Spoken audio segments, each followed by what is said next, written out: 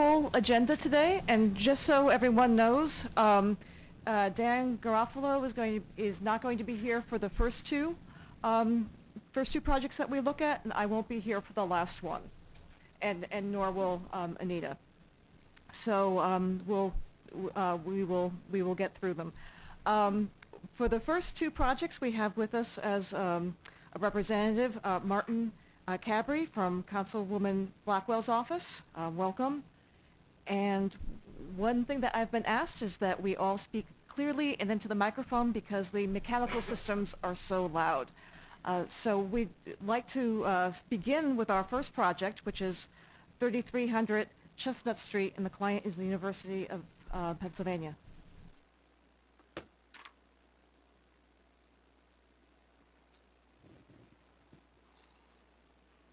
Good afternoon. My name is Michael Pena with the Planning Commission's Urban Design Division.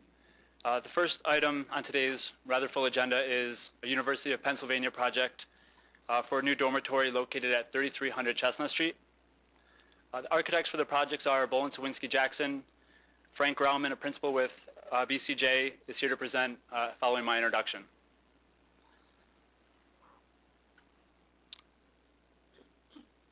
The proposal is for a 6-story, 350-bed dormitory for undergraduate students.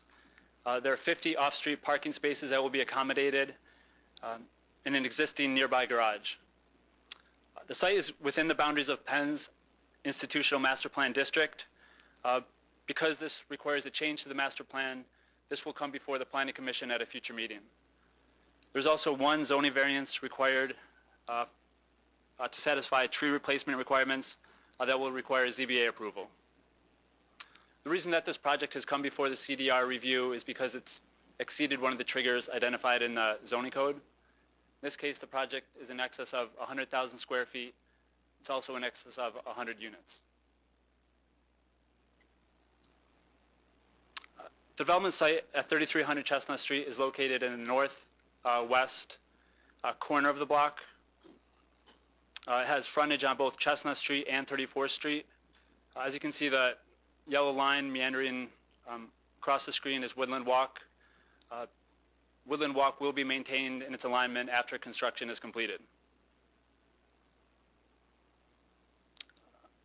The site currently functions as an informal multi-use playing field.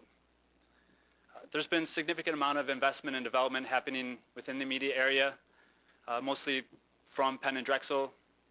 The most notable are the Domus apartments located catty corner to the site. Those contain 290 apartment units with 23,000 square feet of retail space. And also directly to the east of the site is Chestnut Square, a Drexel project that is under construction now. When completed, that will be 865 beds and includes 30,000 square feet of retail space. These projects, with the addition of the proposed Penn dorm, will have a positive transformation effect on what was once an inactive stretch of Chestnut Street. The development team submitted a complete CDR application with all the required documentation 2 weeks prior to today's meeting. During that time, our staff at the Planning Commission has internally reviewed those documents, and overall we view it as an exciting, thoughtful, sophisticated project. We have identified 2 issues where we feel the design could be pushed a little farther for the improvement of the public realm. Before I get into those 2 issues, let me invite Frank up to present the project. When he's completed, I'll come back up and identify those issues before I turn it over for your discussion.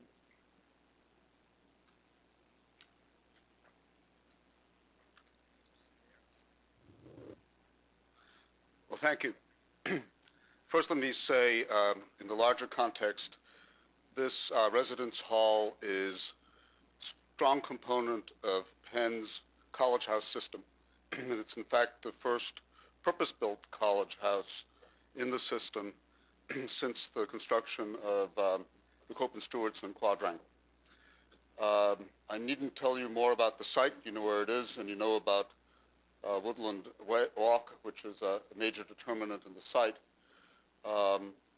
But as I move through this, and rather quickly, because we're now at the end of DD and have a lot of detail on the project, As we look at the overall campus, as you know, you have the green in the middle, which is the academic heart of the campus, but in effect, the major pedestrian ways through the campus, Woodland and Locust, now terminate on 3 green spaces, each of which is residential in character. And in that sense, we're very conscious of managing this green environment here, both for the campus, in a residential spirit, and for the city. You would find that this is a J-shaped building with its frontage on Chestnut, as you know, 34th Street here, 33rd, and the diagonal coming through. You can see that preserved in its original configuration, literally to the bricks. Central concept of this is to treat the green that now exists as a part of the public realm here in Philadelphia. And as you'll see in a moment, the project does that by keeping an open green at the front of the university and developing a lawn system here that actually slopes up over occupied space, as suggested in this simple diagram. The lifted lawn becomes, in effect, an occupied green roof over a dining component.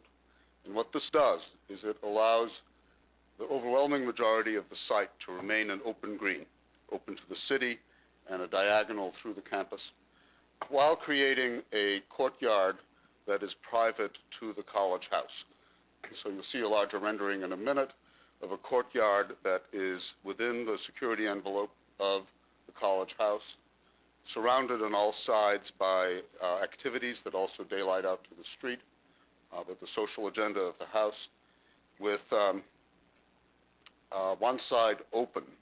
So in a sense, it's, you can see that here, in a sense, it's both the very traditional sort of cloister idea of an inwardly focused private landscape and a much more modern idea of opening out to the community.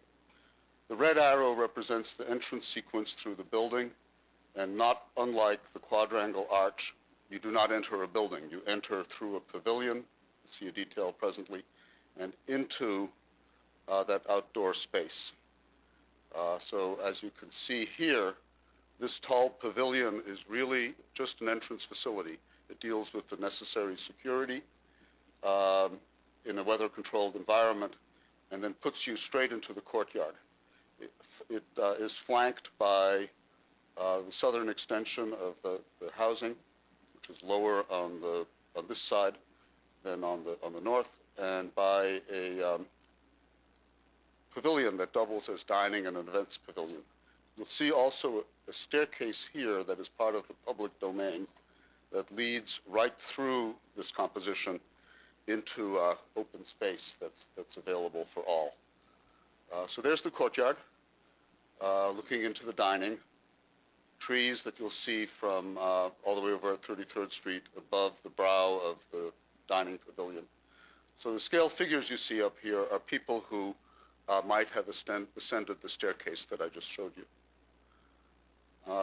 All the way around that courtyard are social and activity and learning environments that daylight both to the courtyard, and because it's a single loaded circulation system, daylight also to 34th Street, Chestnut, and to the campus green.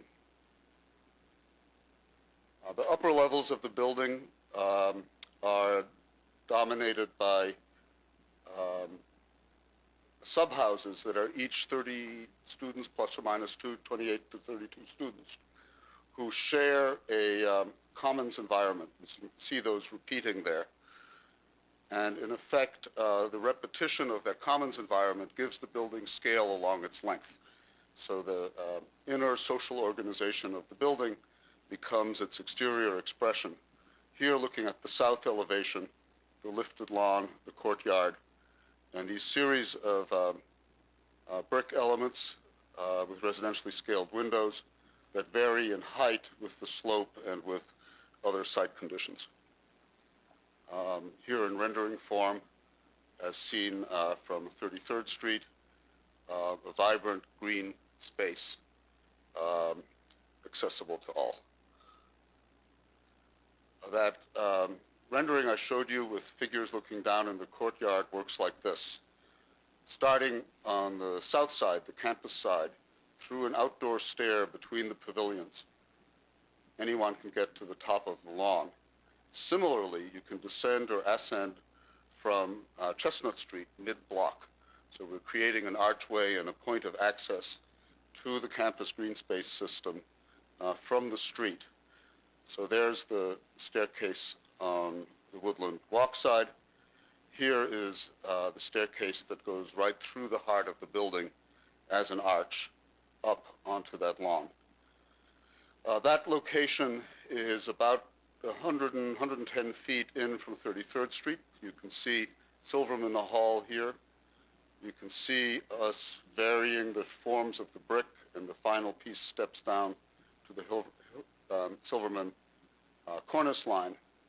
And in effect, in addition to providing a portal into the campus, this end of the building is extremely transparent. So any passerby knows it's not an apartment building, that it is a university building with a lot going on at the first floor. Along 34th Street, our building completes the street facing Silverman Hall corner to corner. So all the setbacks are matched to Silverman. And indeed, we have, at least here, a symmetrical composition. So the view on the right is what you see as you leave Silverman, descending the stairs towards the new college house. Here, there's a point of transparency into the courtyard, but rather than matching Silverman's venerable brickwork, we're doing a white or light-colored stone facade here in order to compensate for the somewhat dark color of Silverman and push some light down into the street. There's a detail of that. Our submission, I think, has a lot of technical drawings, so we're not projecting all of them. Just here, in this case, the comparative north and south elevations. You can see the stepping in height caused both by the topography, and you can see this point of access mid-block on the north elevation. It's a brick building. There'd be another whole story to tell you about how we are texturing the brick to catch the sun differentially as it moves past our angled brick facades, but this just gives you a sense of the palette. And so just in closing, to sort of show you some of the documents that are part of the submission, that's the existing condition of the site, just a colorized version of the land survey. This is the site plan of the completed site. We are not planning any purple elements, but we're highlighting that there's a series of low walls that follow the sidewalk, which in this case is an extension of Sansett Street, 34th, along Chestnut, and pull in, noting that there's an extremely similar expression on Hill House.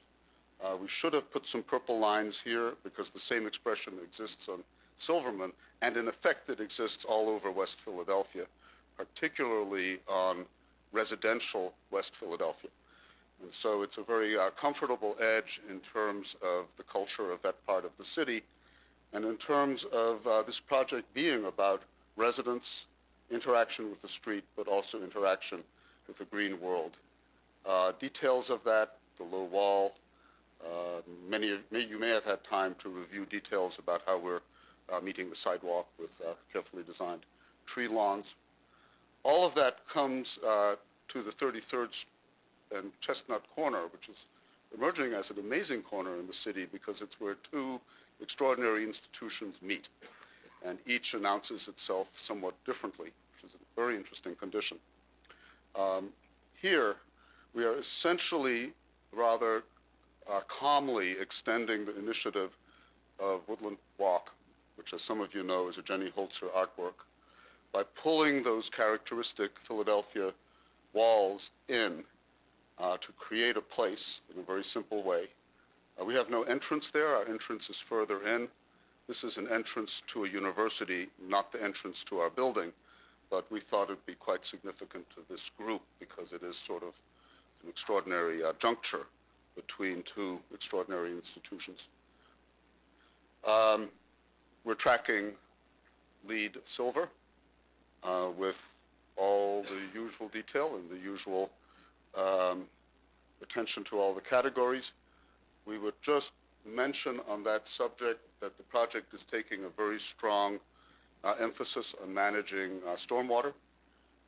And in effect, because of the green roofs, the permeable pavement in the courtyard, and the preservation of all of this lawn, we are doing an extraordinarily green project. I'll mention just one more thing. The one exception that we're asking for is a tree replacement exception. And it's driven by this.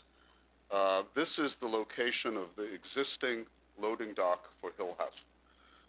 We obviously looked at trying to get loading docks for our food service in our building on either of the streets, and concluded it would be for the best to face up to the expense of connecting the Hill House loading dock to our building with an underground tunnel right under all of this, and an elevator system that brings goods, particularly food service goods, up and in and then back out.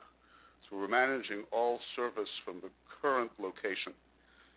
In the process of doing that, we have to modernize that loading dock to meet current truck turning radii, so on. And there is one tree, one heritage tree that is a casualty.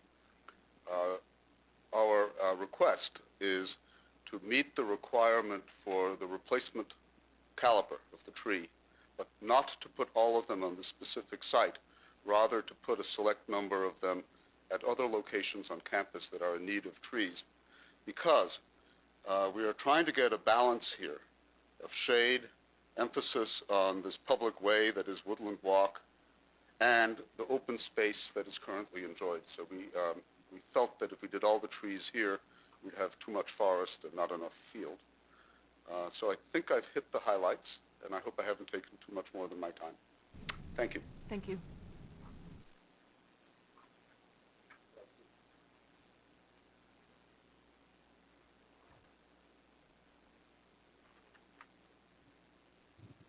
Again, if you can remember from the first CDR meeting, the staff assesses these drawings as a means to get the conversation going. Please don't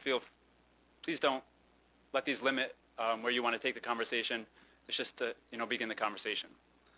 The first issue that we have identified is there's a considerable length along Chestnut Street that is faced with an inactive ground floor. Staff recommends allowing greater visibility and creating a more active frontage along Chestnut Street where the building program allows. Now, we're not certain with the drawings that we received what the exact program is happening in the ground floor, and maybe that can be addressed by Frank and the design staff. The second issue concerns the landscape setbacks along Chestnut Street. Our internal review questions the need for any setback. I think Frank made a good point of saying how these are characteristics of the immediate area and the greater West Philadelphia neighborhood. If a landscape setback is ultimately desired, it should be detailed and landscaped in a way that makes it an amenity rather than a leftover space.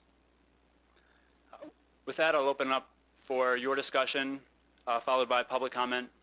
And after deliberations are concluded, I will try to summarize the meeting and the recommendations that come out of it. Great, thank you. Does anyone have questions? Push that. We're good. Yeah, if your green light's on, you're good. My question is, first of all, I think it's just a wonderful plan. Can you hear me now? Yeah. I was saying, first of all, I think it's a wonderful plan. But I do have a question in terms of pedestrian lighting, and I didn't see anything mentioned about that in the overall plan. Like along the walkway or... Yeah, please, please. You need to do it at a microphone, though.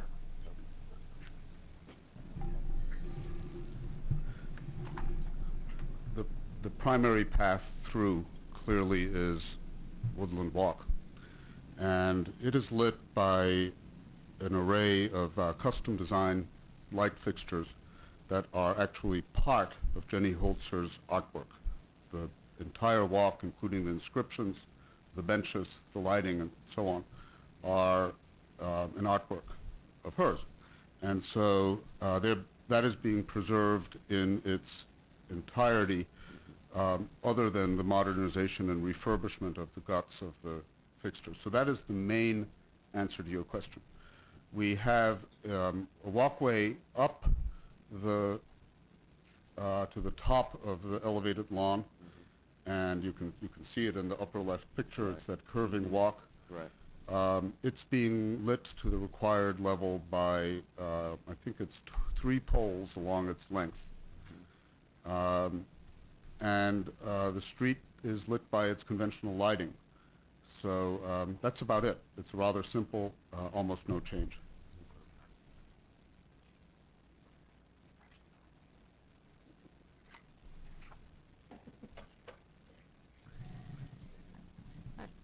I have a question about the preservation of the trees on Chestnut Street. There's several large, group of large, I think they're oaks, and you're showing them as staying. I'm a little nervous that during the construction they're going to be damaged. So. Well, we intend. I mean, Better stay there. We'll be writing a. Is this on? We'll be writing a careful tree preservation specification. The university also has its arborists looking at that, because sometimes it's smart to pre-treat trees so that they're hardened to the circumstance. And I think you can see where the ones are missing, we're putting new ones in. well, I guess I'm just questioning whether it makes sense to just consider them, you know, gone and work better with a new palette and not, I don't know, make extreme measures to, I understand the zoning is for the heritage trees and you need to replace the caliper and that may be a big expense, but I'm just saying that in our experience, that's a little close for major construction to big old trees. It's hard to keep them. Well, we'll be looking at that, yeah. So, and I think it just might be better for the public good to just start from scratch. I don't know.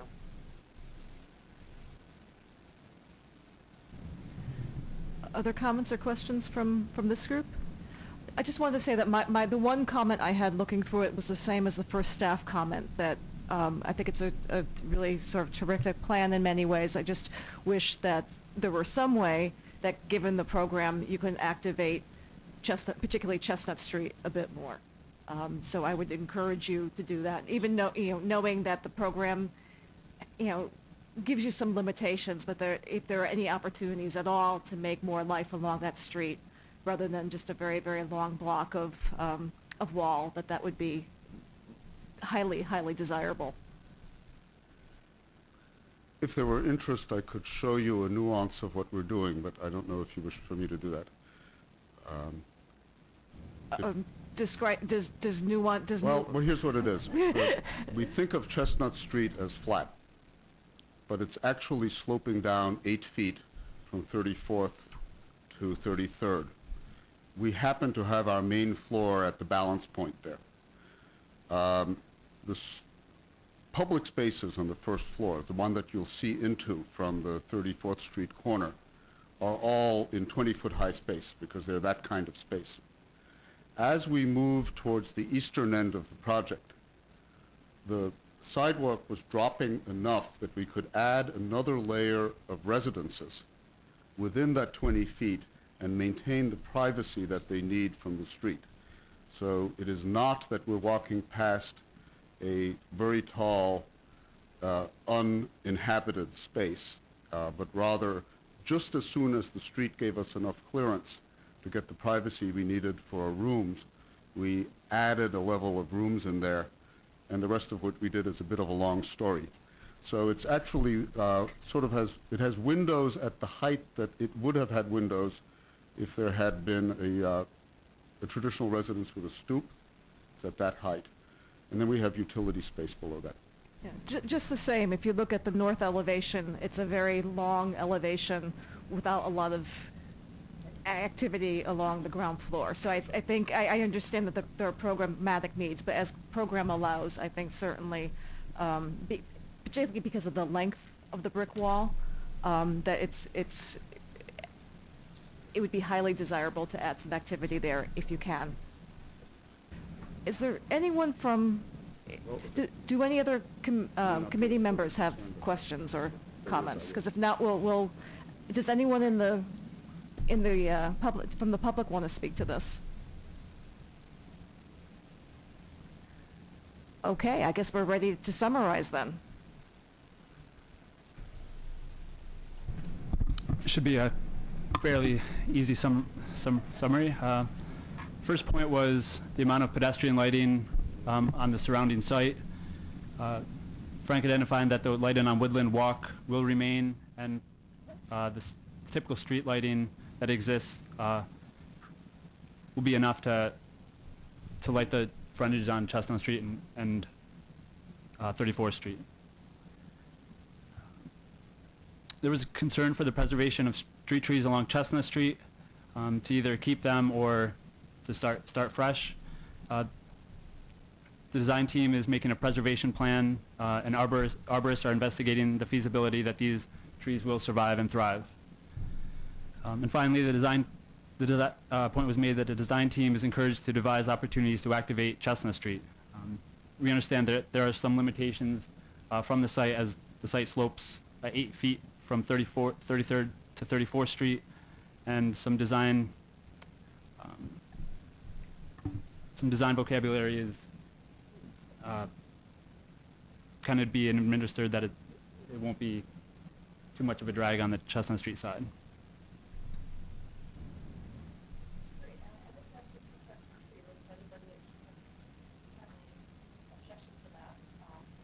Unless anyone has any objection to that summary, I guess we can say we're done and move on. Okay, terrific, thank you. The next project is also the University of Pennsylvania. It's for 461 University Avenue, the Neural and Behavioral Sciences Classroom and Laboratory Building. Yes, this project is located at 461 University Avenue. Hello, I'm Jack Kahnbauser for PCPC, and the two architects from Smith Group are here, David King and Sven Chalky, who will be presenting shortly. The trigger causing CDR review in this is that this is in an SPI NS district, and it affects an RM district and exceeds 50,000 gross square feet. In a following slide, I'll show you the relationship of districts in case there's any confusion. That's also why the site area appears to be very large. It's part of the campus parcel, but again, I'll clarify that in a following slide. There are no zoning variances that we know of that are going to be applied for this project. The present use of this site area is laboratory and education buildings, and the proposed use is also laboratory and education buildings. Community meeting was held, or sorry, I should say a meeting was held with Councilman Blackwell on February 4th, who has expressed support for the project in a later who expressed support for the project in a letter which he has I believe is included in your packets. Okay. We received the CDR submission on February 15th, and the CDR submission package is complete for its requirements. Again, right from the zoning mapping website, you can see the approximate site location. And just to the south of all the light blue you see is an RM4 district which abuts it, which causes the CDR trigger. Okay. Within the existing site conditions, some items of note: it abuts several large institutions, not only university institutions. Across the street is the VA Medical Center. There's also a veterinary school, various laboratories, and directly above on this slide, you see the Caskey Park, which is part of the university complex and contains the biopond. The existing site outlined in red has the Kaplan Wing and the Mud Laboratory as a part of it. It is also at the confluence of three urban arterial streets, South University Avenue, Baltimore Avenue, which then splits to Woodland further out, and 38th Street. Some items of note in the site area is in the current situation, there is service and parking which faces University Avenue. There's also approximately about an 8-foot grade change between the existing laboratory buildings and the sidewalk along University Avenue. Also directly abutting the site is a significant pedestrian crossing, again, which it takes multiple phases to get across. I think it's about a 4 to 5 lane urban arterial.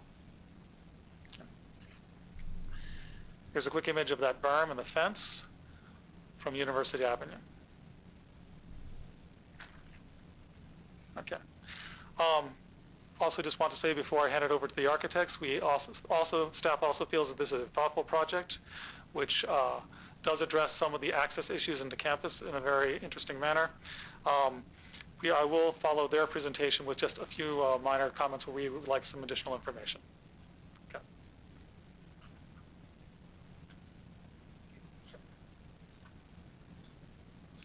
Thank you. Good afternoon. How'd I do?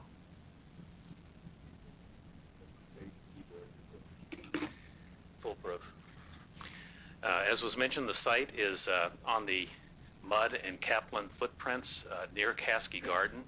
And what was interesting as we began was to look at the history of the garden and actually realize that it was part of an open space sequence that actually ran to the west of campus before development took its hold. And the master planning done at the time that Kaplan was built imagined a third series of lab buildings that would really wall off University completely from the garden itself. Kaplan is actually, Caskey is actually the first platted open space on campus. And so from an urban design standpoint, we've hit upon, I think, a great solution of turning the master planned building at 90 degrees to its original configuration and really mimicking one of the original footprints with the long axis of the building east-west and the major face of the building south toward what will become a reopened, if you will, garden facing west toward the community and toward University itself. Caskey Garden is in an interesting state. I think the university will be part of a discussion long-term of how that is redeveloped and redefined. You can see the quality of the street. It is a major thoroughfare, and so the site strategy has been to open to that street to mitigate the effect of that 8-foot berm with new siding, and you'll see some renderings coming up, and then to place the building in such a way that the garden can be continuously defined and developed and cared for into the future.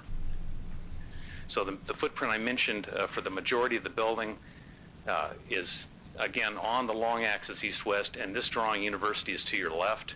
The formal portion of the garden is right off the right.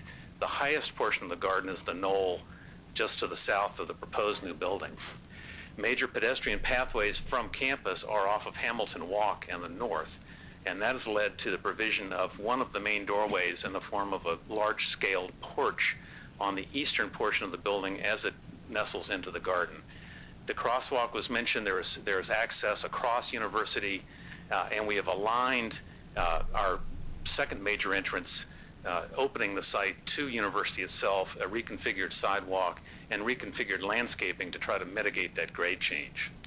The program for the building also extends underneath the southern portion of the garden. There's a 180-seat auditoria that is below grade, along with green rooms, other supporting spaces, and most importantly, a connector that hooks back into the Lynch laboratory building. We are using the servicing infrastructure of Lynch to support this new building so that we have no curb cut, we have no service function. If you can think now of that site, one of the most obnoxious qualities of it is that kind of rear end of the campus look that it affects on University. So very simply, a program that is the home for a number of departments, biology and psychology, so this will be an intensely undergraduate building, We're providing lounge spaces, counseling, hopefully a cup of coffee, access to team and group study rooms, a unique team teaching lab, along with a number of major teaching labs and a major auditoria to support what we think will be a home for departments that currently don't have one. So the majority of the ground floor of the building, what you think of the ground floor of the building, is glass, floor to ceiling, it's lobby spaces. There are multiple doors. I mentioned the door to the east that will service the pathways off of Hamilton Walk, which is to the north. We also have a major doorway which will access the south portion of the garden and access the street directly off the terrace. The civil drawings have been included. I think the site is now pretty well defined. There is an interesting strategy of rain gardens and green roofs used to manage on-site stormwater. We do have what we're affectionately calling a lower level. There are a couple of microbiology labs and teaching labs and the connections back to Lynch, which occur at what in some cases is a basement level and in other cases is going to be serviced by a fairly modest series of areaways to get light down into those program areas. So we have been working at sort of the issues of planting, maintenance, and public safety around those areaways. They occur by and large on the north face of the lab closest to lighting.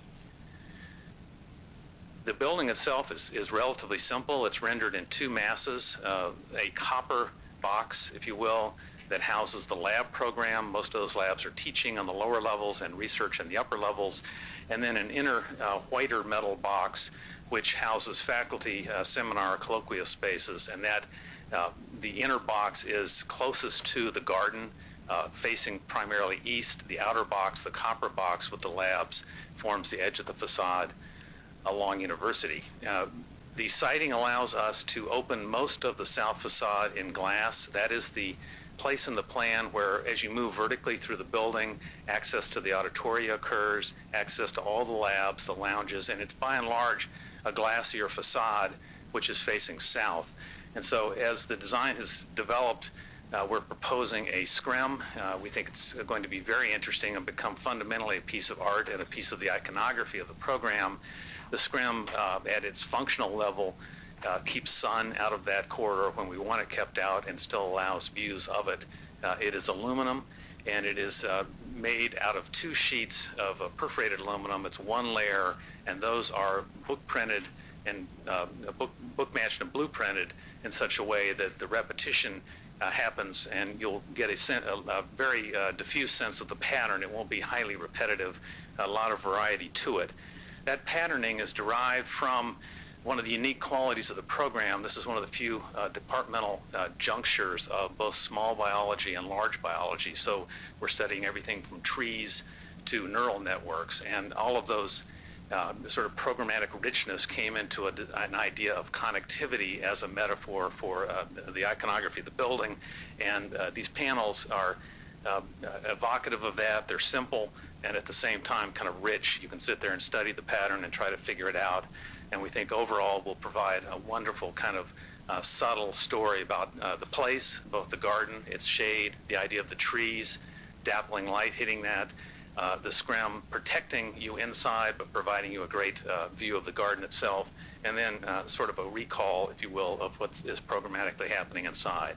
So we're on University, a large-scale porch and opening, a subtle staircase that tries to mitigate that grade change.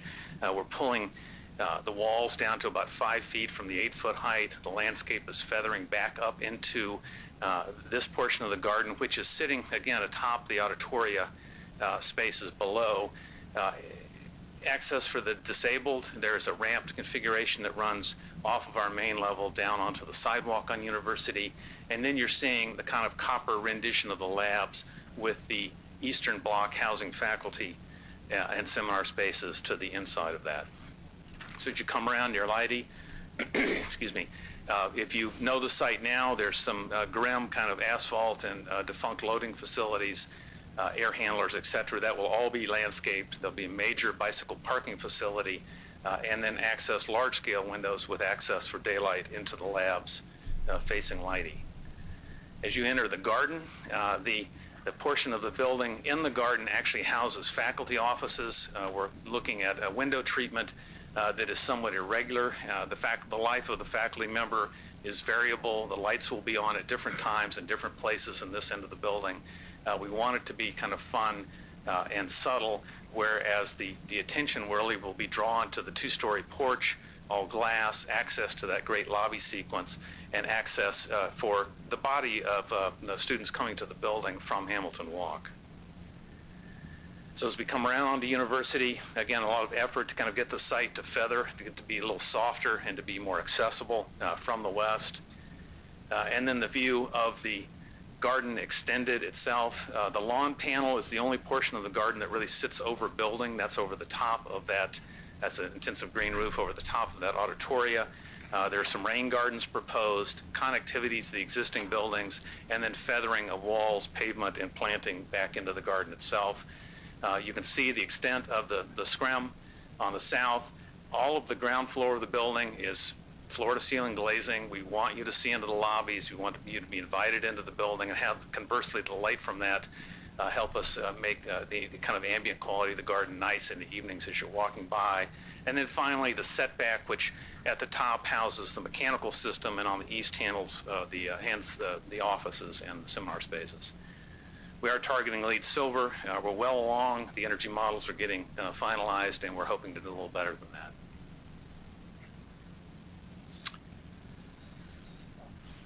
Thank you.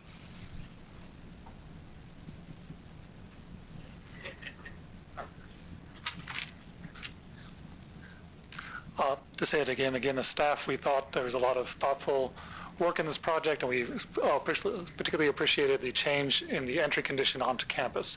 We had a couple areas where we did a couple of questions we wanted some additional information, some of which seems to have been handled in this current presentation. We wanted to know a little bit more about the sidewalks which run along the building. So what are the current widths of sidewalks and tree lawns? In part, we ask to conform with our complete street guidelines, where along urban arterials, we need 12 foot of sidewalk and tree lawn, and 6 foot of that has to be walkway space. It appeared that the crossing location was answered in this presentation, and if I understand correctly, we're showing that boxed in yellow is roughly the correct location.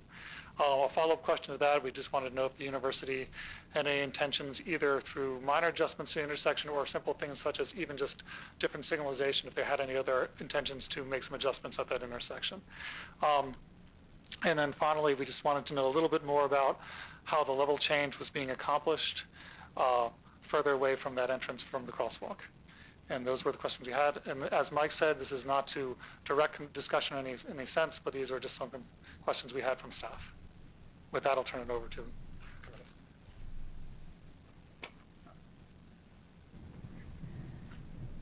Okay, are there any questions?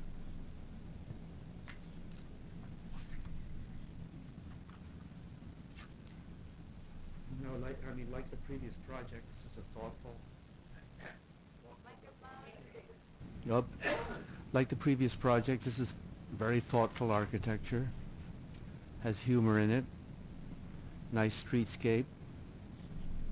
I think it's to be commended. It's great.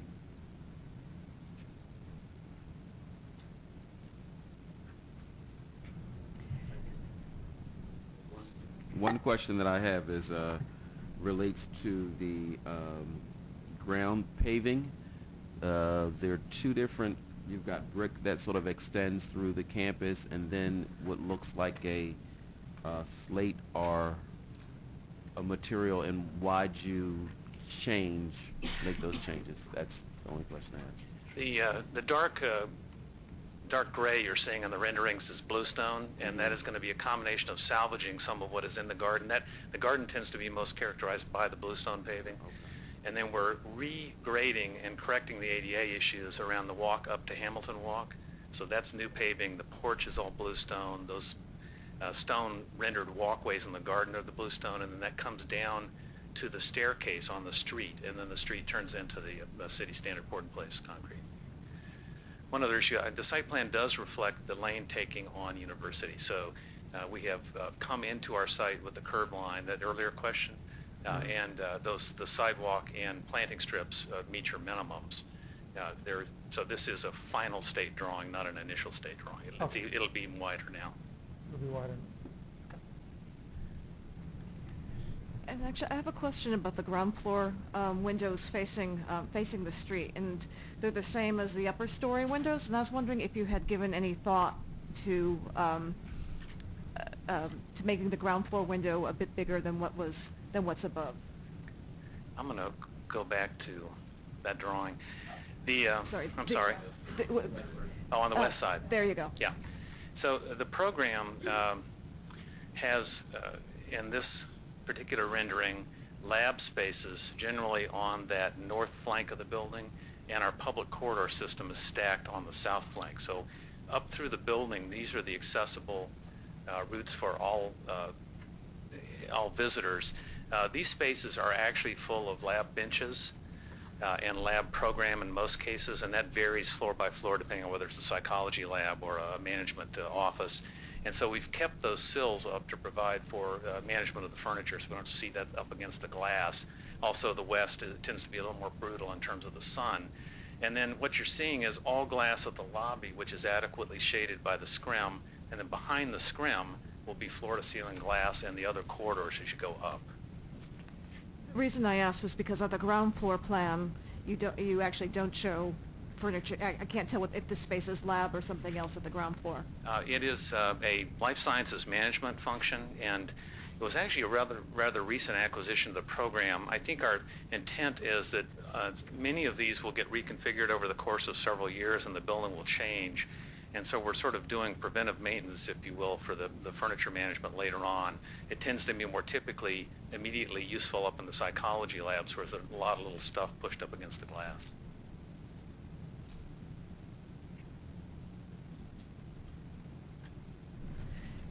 Is there anyone from the public who'd like to ask a question or speak on this project? Okay, anyone else from the committee? Okay, I think we're ready to summarize. Okay, I heard two questions from the committee, one related to materials, while there was a change from stone and brick, and the answer from the architects was that the stone was salvage bluestone, which is being spread along certain walkway areas of the building to terminate the public walks. And the other question I had is, can we make windows larger at the ground floor as they face University Avenue? The answer we got from the architects is that is also lab bench program, where higher sill heights are being maintained for the flexibility of furniture arrangements and workspace arrangements. And those seem to be the two comments I have. Okay, I guess it's time to move on. Terrific, thank you. And Dan Garofalo will be joining us, I believe, if he's here, and Cecil Baker will be leaving us for one project. And I believe that there is a Mr. Bill Porter who will be joining us as the RCO representative from the Belmont Village Community Association for this next project.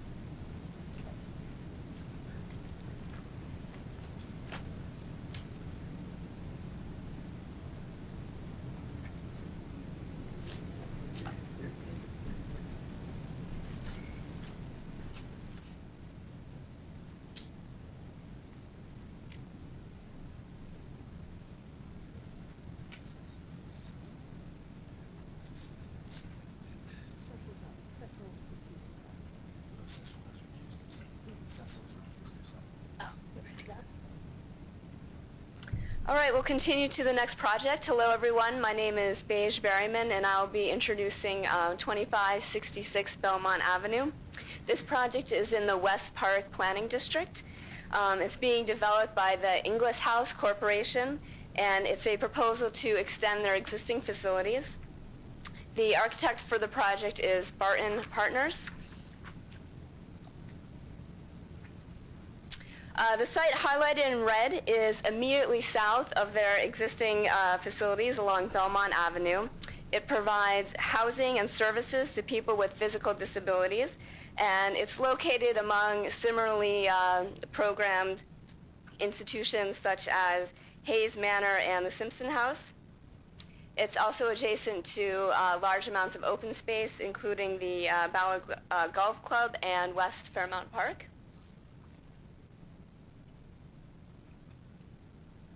The application proposes 2 new buildings, and together they equal more than 100,000 square feet of gross floor area, so therefore it's triggering the Case 1 threshold.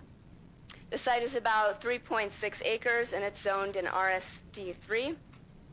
Therefore, it triggers a couple of variances, including the use of multiple residential uses, the daycare use, the height of the structure, and the width of the pedestrian walkways.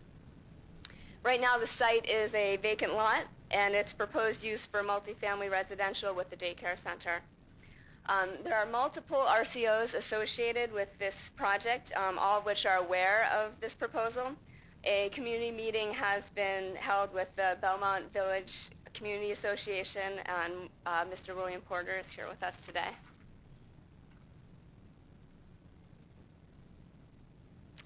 PCPC received all of the required materials over the course of 2 submission dates, January 24th and February 19th.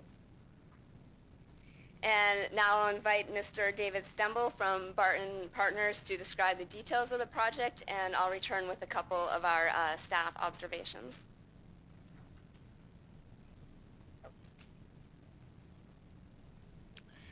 Thank you, Beige. First, a little bit about the program proposed for the 2 buildings and the intended use. The developers are both Regan Development of New York in cooperation with the Inglis House, which owns the property.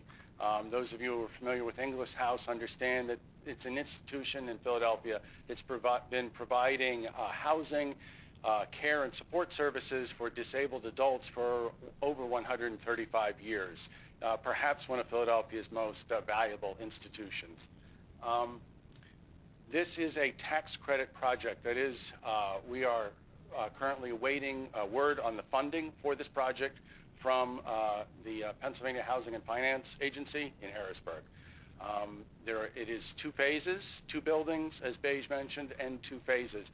Phase 1, the first building, the building closest to Belmont Avenue, is the one that's in for funding consideration presently.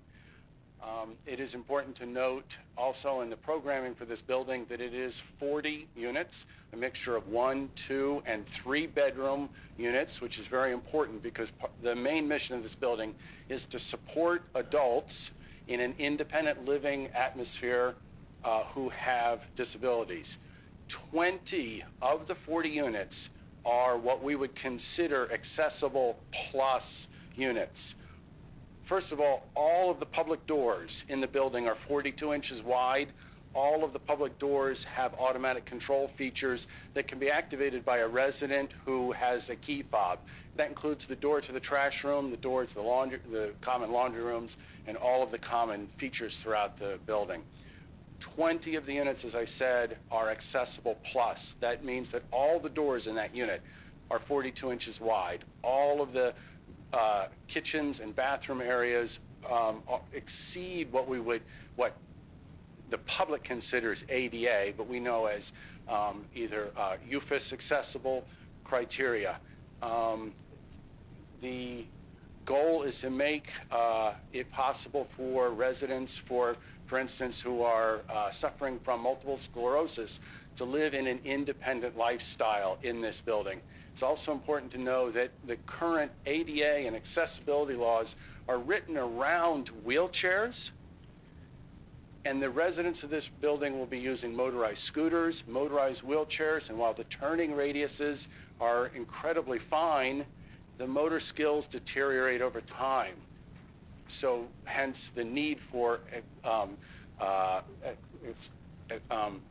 measures that go way beyond what we would consider handicap accessibility in terms of the 504 UPenn regulations or the ADA.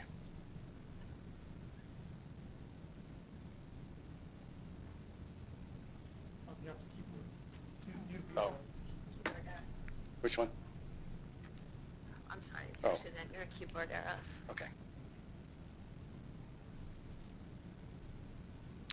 Just to point out some of the institutions, immediately to the north is the Inglis House campus, of which this project will be seen as an extension of that.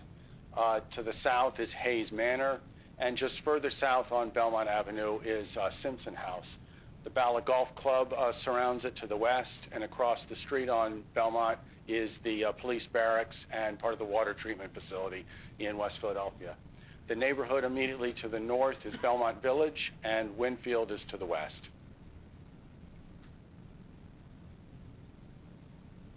This is what the site appears as today. There is an existing walking path that circles from the courtyard around here to the parking on the Inglis House.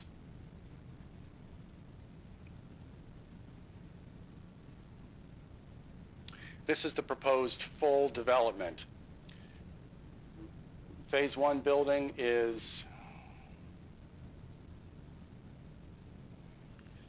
the Phase 1 building is the building that's immediately parallel to Belmont Avenue. The second, and it has 40 units, as I said.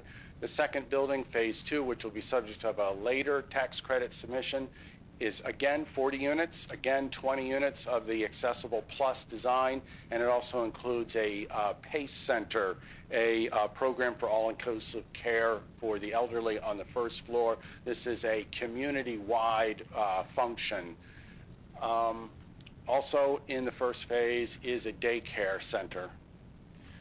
The primary reason why the daycare center is part of Phase 1 is the daycare center will serve the staff, the current staff of Inglis House and the staff of the planned facility to provide daycare in a way that they can walk their children to daycare from their work environment and walk to pick the children up.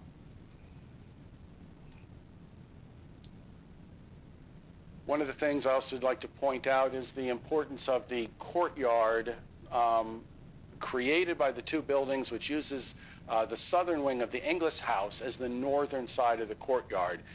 And the daycare tot lot area is within the courtyard and is seen as an amenity, of course, for the children, but also as a visual amenity for the residents who are coming and going and enjoying the outdoors of the courtyard.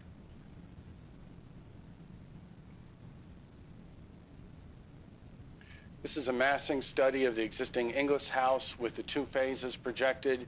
You can see that while the existing building, the planned buildings are deeper, thicker than the over 100-year-old Inglis House because the nature of how architecture has changed. There was a desire on our part to create a massing that was sympathetic to the gables with the collegiate Gothic feel in the Inglis House, which you also see in Hayes Manor and Simpson House down the road.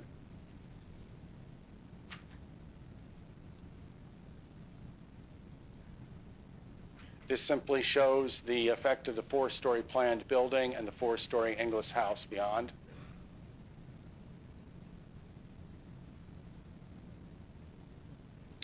The existing Inglis House is Wissahick and schist uniformly all the way through to a slate roof.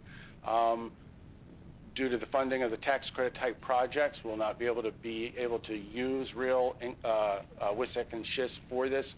We're looking for a manufactured stone and using a combination of stone areas and stucco areas, but also using that collegiate Gothic gable with the shoulders, if you will, to have a sympathetic architecture with the existing. There's a view looking down Belmont with the Inglis in the foreground.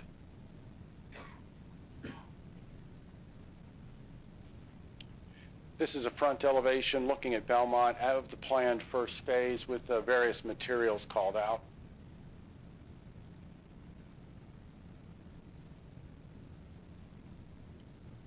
And this is a planting plan of what you'd actually see from Belmont itself with the planting and the fencing installed between the sidewalk and the building proper.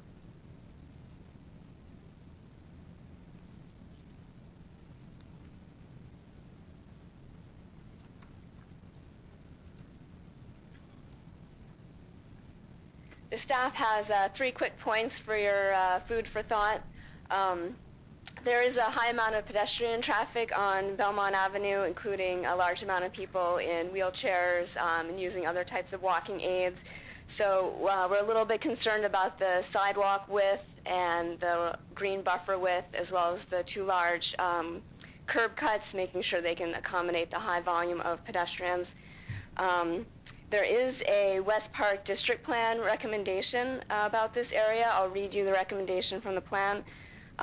Create an enhanced side path along Belmont Avenue between Parkside and Conshohocken Avenues to improve the mobility of disabled residents. There's also a second guideline you can consider from the Philadelphia Pedestrian Bicycle Plan. The plan classifies Belmont Avenue as a urban arterial, and this recommends a 12-foot minimum sidewalk width with a 6-foot minimum clear walking zone. Closely related, there's a high volume of automobile traffic, of course, on Belmont Avenue, and we're seeking just a little bit more clarification on how the circulation works between the street, the parking lot, and the building functions right on the edge of Belmont Avenue. Lastly, and I think this was clarified in the presentation, from the drawings it was a little bit unclear how the new footpath was connecting to the existing grounds and the existing parking lot, but we've gotten a little more description on that. I actually have a question for staff, and that's about parking regulations. I mean, in terms of perimeter screening from public streets. I went and I just looked it up because I wanted to understand it, and apparently what the code says is that the landscaped area shall be at least equal to the required setback. Does that mean it's required that the landscaped area needs to be equal to the 25-foot setback that's required in this district, or I couldn't quite understand what setback it was referring to. I'm not sure myself. I'm not sure if the architect has familiarity with the code for the parking lot screening.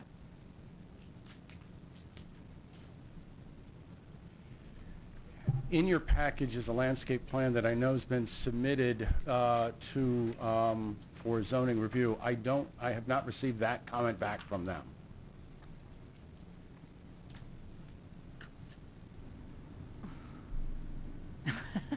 But there are other things in the parking requirements that this doesn't meet. And I just want to make sure that we point that out. For example, you're not supposed to have 20 spaces, more than 20 spaces that are contiguous without having landscape between them, and some other sort of basic code things, things from the zoning code that it doesn't, at least on my reading, appear to meet.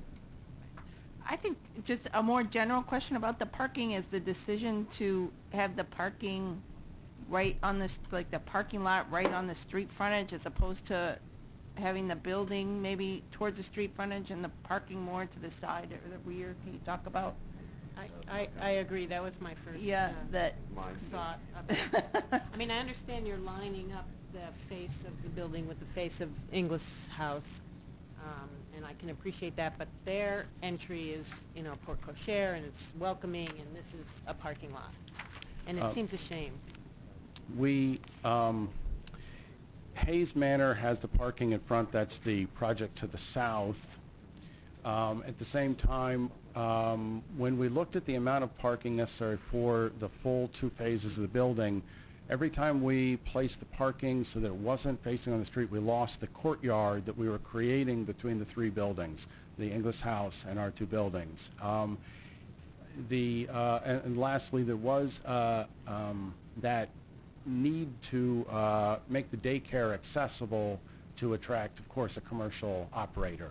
So it was a balance of issues, and on the whole, we felt that that inner courtyard, which had no views of our parking, granted there is parking on the Inglis House side, but it was very important to create that space, which is a considerable amount of outdoor space, and very important to the community. As has been pointed out by Beige and others, the residents of Inglis House, and certainly the residents here, are outdoors all the time. Did you just say the child care center is a commercial child care center, not just serving the residents? It will be. It's my understanding that no operator has been identified yet, but the goal is to attract a commercial operator. And assuming that that's allowed in the zoning district where we are. It's an okay. Right. Okay, thank you. The child care area is the sort of vibrant green at the very north end of the right-hand building.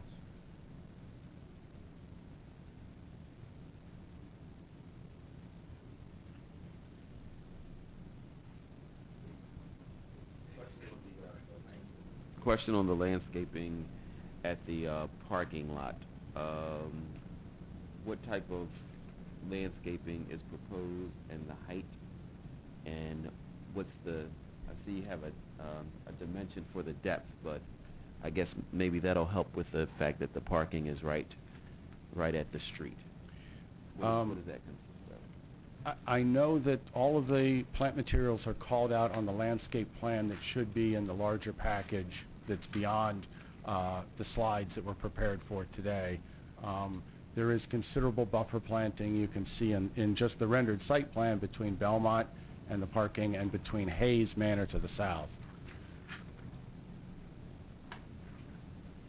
And just to back up a bit, I just want to make sure that there are no other zoning variances required other than those that were enumerated in the staff presentation. Is that correct? I also believe that the side yard setback on phase 2 is in violation of this, it's too close to the property line between phase 2 and Inglis House. Okay. That was not mentioned. But you're okay on FAR and lot coverage? Right.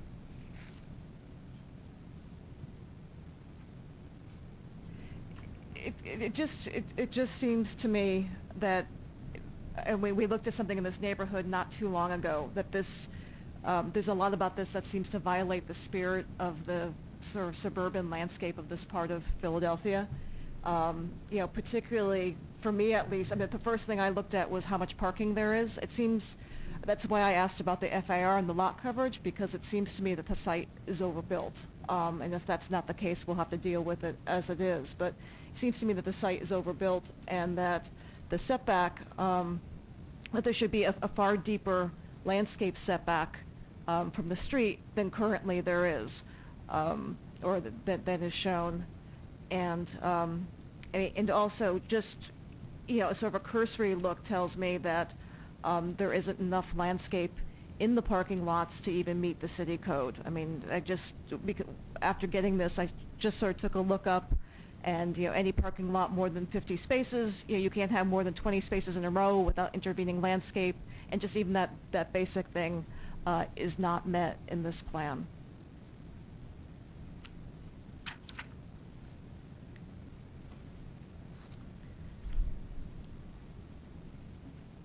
I wanted to just ask if the neighbors had any other comments, or, So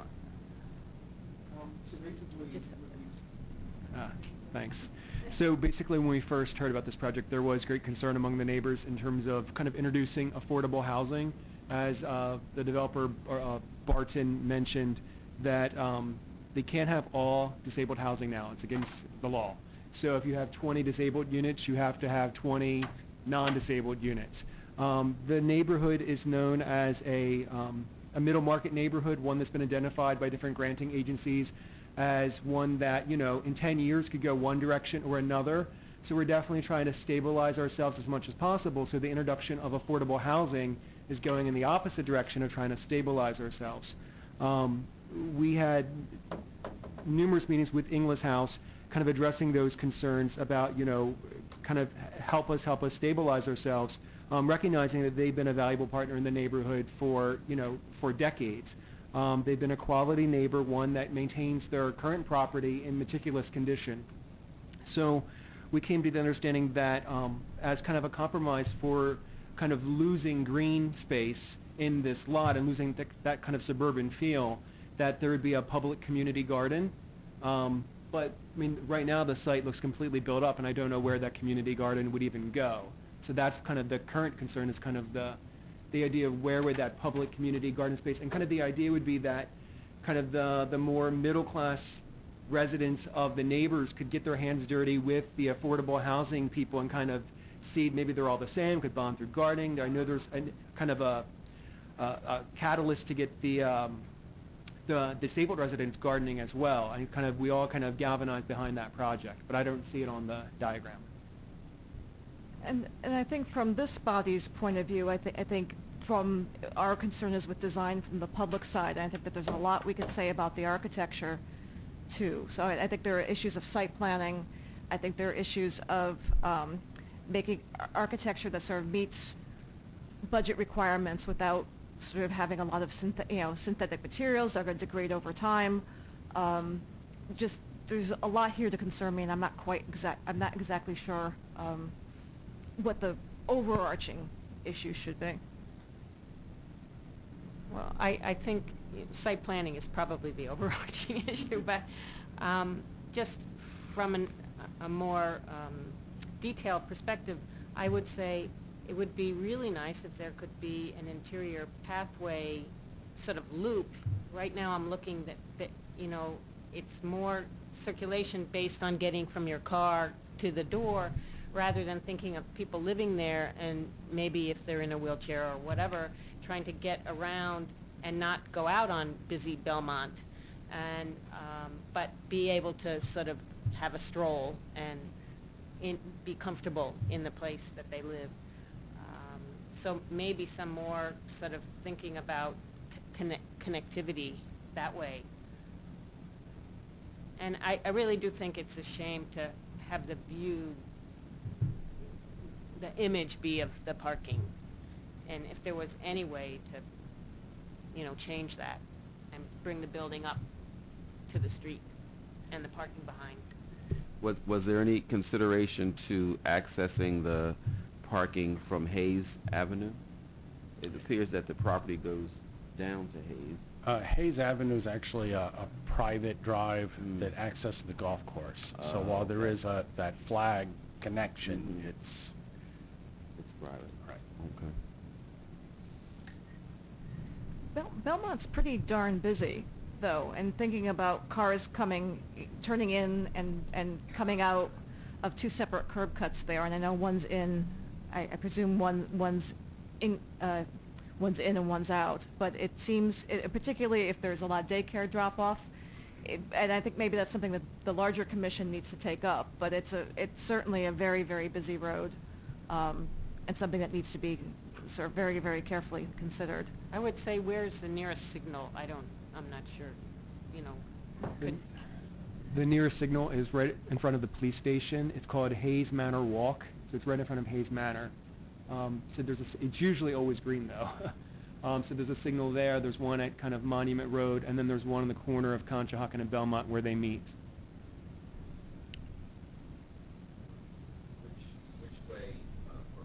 Which way from the site is the path mark? The supermarket. The path mark is to the east. So is it, when they come out of the site, do they go up or do they go The down? path mark would be, the path mark is kind of, you have to go completely to the opposite side of the water treatment plant, and then that's where Monument Road is. So there's a giant green space. Because the folks from Inglis House are always at that supermarket there. So I was wondering if Monument Road is at this end, we've got the access out of the street at the opposite, at the access out of the site at the opposite end. You know what I mean? you have to get to the supermarket is on Monument. There's also the Acme on City Ave that they go to as well. Yeah, no, but I mean, Inglis House residents, they're mostly wheelchair bound, and so they're traveling to the nearest commercial corridors. Yeah. You know, I mean, they do get, stuck, and we want to be mindful of them kind of, maybe, having parking up front. That's the easiest place for them to enter the building. Yep. Sorry. Yeah, we're talking, parking is obviously a big issue. It's resounding, or that this committee is responding to. But I wonder if there's a way to seek relief from the code requirements on this, because I'm not sure if the residents are as car dependent for individual spots, or if they're shared cars, or if there's any way to have 60, if there's a requirement to have 60 plus cars on this site, and maybe there's a way to reduce that, and that could cascade. If that decision were made, a lot of beneficial site planning moves could cascade from that. Hi, I'm Kevin Kelly. I'm the managing director of Inglis Housing Corporation, who's the co-developer. Just a couple comments. In terms of the location of the building, as many of you mentioned before, Belmont Avenue is a busy street. So for the safety of our residents that have physical disabilities, and also for the quiet of the site, we chose to put the parking in front to give some buffer between the actual housing units and the street. To say if you flip-flop that and you put the parking behind, obviously would violate the courtyard idea that we're trying to resonate that currently exists at Inglis House, but you'd also have housing right on the street, which I don't think is desirable. From an ingress-egress standpoint, I believe that all the traffic will come into the site at the top and exit at the bottom. It's not a signalized intersection, but it is identical to the situation we currently have and have had since 1926 at Inglis House, which has its main ingress-egress right next door on Belmont Avenue. I hope that helps. Maybe you can respond to the need, since you're managing it, for cars. Is the expectation that each unit would have a car, or? No, our experience, we have a number of affordable housing communities around the city, and few of the residents have cars. I'm talking about the 20 units of the 40 that would be dedicated to people with physical disabilities. Few of them have cars, if any. Their primary mode of transportation is a motorized wheelchair. The parking needs really for those 20 units is primarily for caregivers that would come and go, because while they're quote-unquote independent, that's a relative term. They still require assistance, and they have people that will come and go, which is currently the condition in the 24 independent housing units that we have on the Inglis House property. We actually have 24 units of affordable housing that's at the back end of the campus. That part of the parking lot really is primarily for caregivers. The other 20 will be affordable housing, and it will have parking requirements or parking needs of the residents as you would expect in any apartment project. Does that help? Right, so it just seems that if the parking that's cited on the site plan that says the zoning, where for multifamily there's 3 parking spaces for every 10 units, and then for the commercial it's 1 per 1,000 square feet after 4,000 square feet, that you only need maybe 35 or 40 parking spaces to meet zoning, but it seems like according to the plan there's 114 spaces shown here. I don't know if that's accurate. My assessment of this is accurate. I'm just basing it on the chart. So it just may seem that, obviously you want to have the parking that meets the needs of your users, right. But it just seems like there may be some wiggle room there. Yeah, I appreciate that. I would assume that what we've designed is to the requirement, But certainly you find that at our housing developments that most of the day many of the parking places are empty.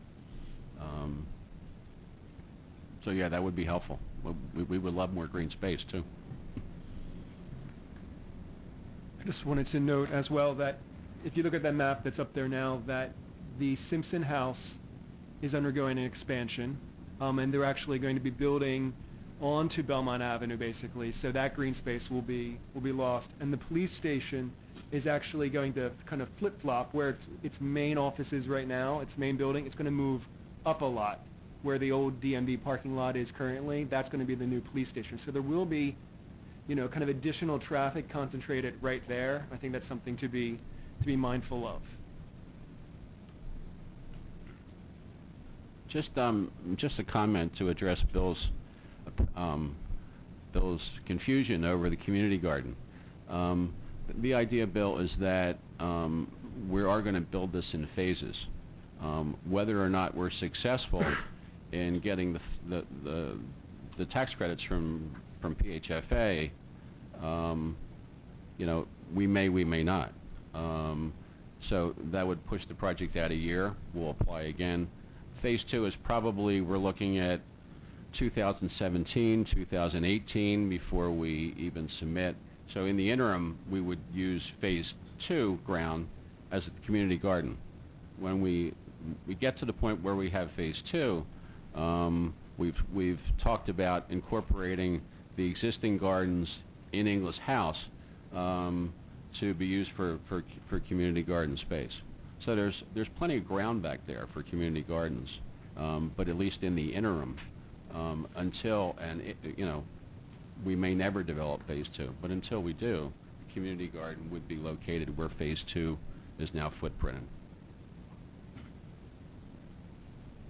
My strong recommendation is that you at least consider more green along Belmont Avenue. I mean, just all other issues aside, for me, that's the largest one, and that's the one that I would have a hard time supporting this in front of the commission.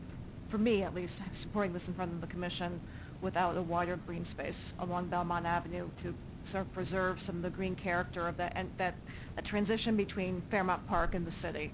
Between, you know, this is part of an essential link between City Line Avenue and Fairmount Park, and that you know, the more and more of this that gets eroded, the less green and park-like this is going to feel, and that some of the beauty of Inglis House now has to do with the fact that it is, you know, there are large shade trees on the site.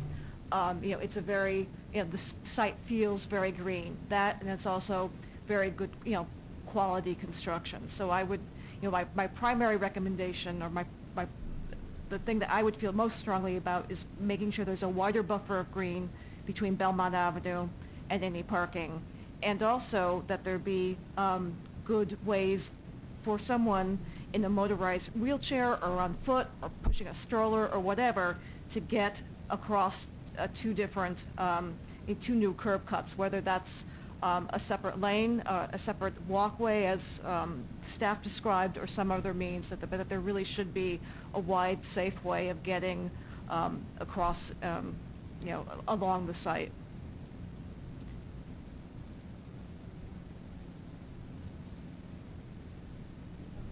Sorry, I just wanted to follow up on the community garden aspect. If that's an important thing for the community, it seems like you know, permanent provision should be made, not just if a temporary site until another building gets built. And I just want to add a few more comments that complement the project, because it's easy and it's our role to provide criticism. But the unit mixes, the